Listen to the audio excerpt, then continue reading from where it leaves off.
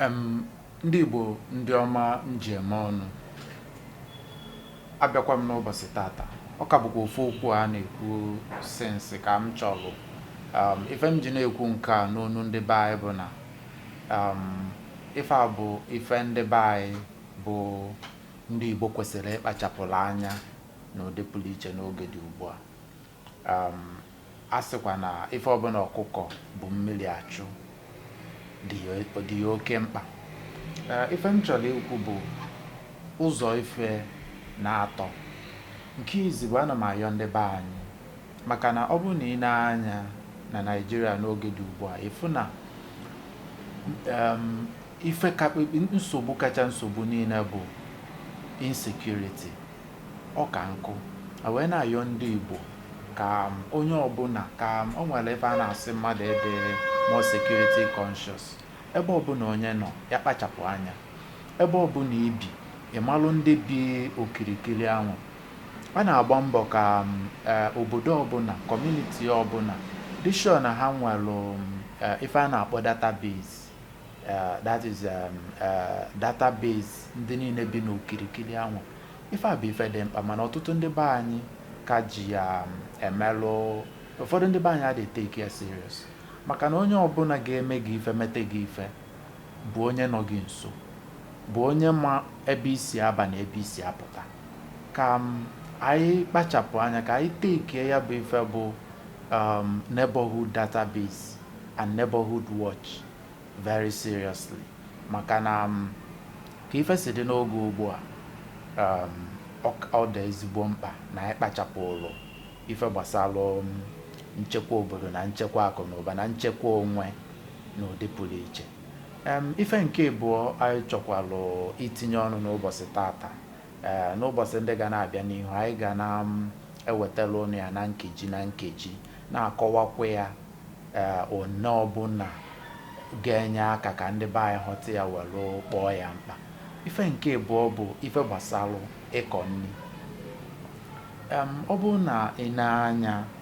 n'ebe ndị niile bụ ana Igbo, efu na ndị Igbo ejilọ ịkọpụta nri wee melụ aka ọrụ dịka o si wee kwesị. And ọ bụrụ ife na-akpọka ya n'obi, maka na anyị niile mana tupu imebe ife ndị ọzọ ọbụla na ndụ a, ị ga-ebugodo ụzọ dị ndụ, and onye lili nne ya dị ndụ. Dịka obodo anyị si wee dị ugbu a, ọ bụrụ na ichekie nri ndị a na-ebubata n'ebe abụghị ana Igbo tata, ịfụ na percentage ndị nke kasị o nwekwalụ ndị Igbo na-agbani, mana fada enwesị nkwado kwesịrị na fa ga-enwe. Ụfọdụ ndị be anyị kwesịkwalụ ime invest n'ife gbasara food production, agricultural produce. Ada etinyesi anya na n'ife gbasara ya. Ọ bụla ife dị ezigbo mkpa. And dịka anyị si wee fụ na obodo anyị nwere ka o si ada, o nwere onye ma one echi ga-adị. Wee na-ayọ n'ụdị pụrụ iche ka ndị be anyị tinye anya n'ife gbasara ịkọpụta nri. Onye ọbụla wepụtagolu oge nebanye anya n'ife melụ mgbe ndị be anyị nụrụ ọgụ nke akpọrọ ọgụ Biafra.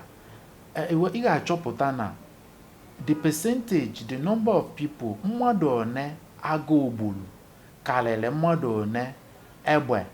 na ogbunigwe gburu. Ọ bụrụ nnukwu ife ịgba anya mmiri, maka na mgbe anwa ife kachicha wee mete ndị be anyị bụ ife akpọrọ food blockade. Kwashi ọkọ agụụ wee gugbuo ọtụtụ ndị be anyị. And n'ụbọchị si wee dị kịta, ọ bụrụ na ife dị otu a mesịa mgbe anwa, wee bụrụ na ka kịta na ndị be anyị akpọghọ mkpa ife gbasara ịkọpụta nri, o nwekwara ka ọ dị.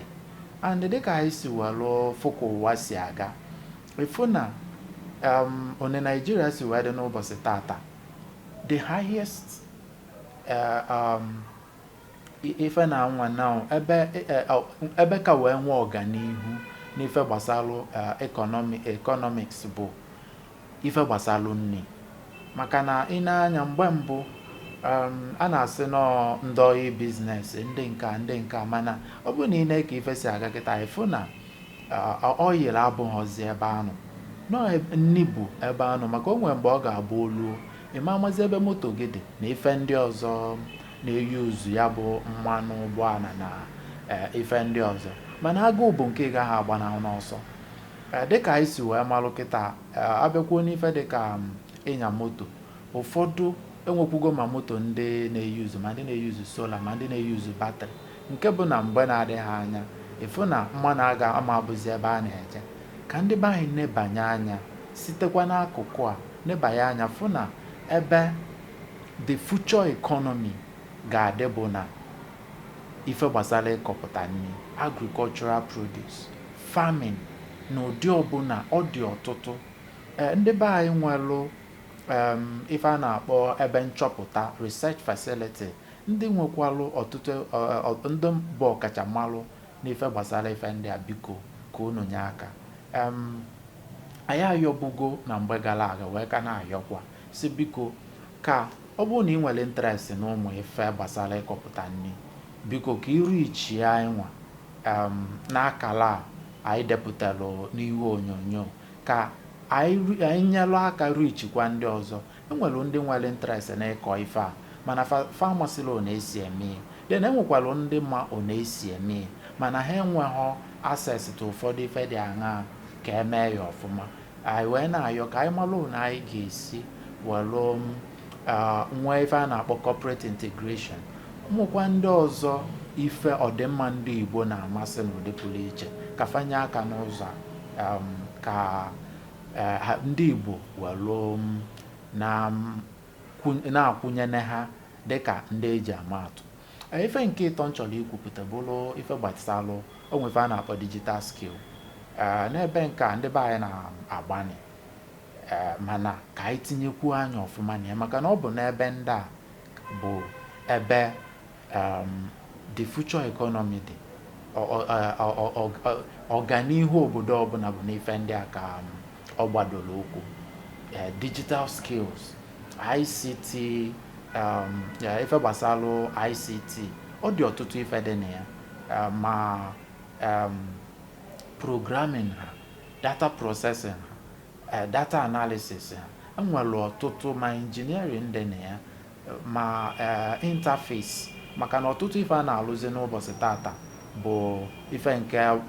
gbanyere ụkwụ na ụmụ ife teknọlọji gbagotalụnụ and ụmụ ife ndị ahụ iji mee ka ọ na-alụ ọrụ ọfụma ọ through programming and the interface ka eji eme ka ife ndị a na-alụ ọrụ ọfụma ka ndị be anyị na-enye anya na ife dị otu a n'oge na-adịghị anya a ga na-ewetara ụnụ ọtụtụ nkụzi banyelụ ife ndị a nke anyị ga-akaba ahụ na-eme n'onu ndị be anyị ka ndị iti wee nwekwa ike isonye n'ife a na ọ bụghị ụfọdụ ife anyị akpa ya n'onu be anyị ka be anyị welụ dị ọ na o kwesịrị ịdị ndị be anyị ekene m unu ya dịla anyị niile mma.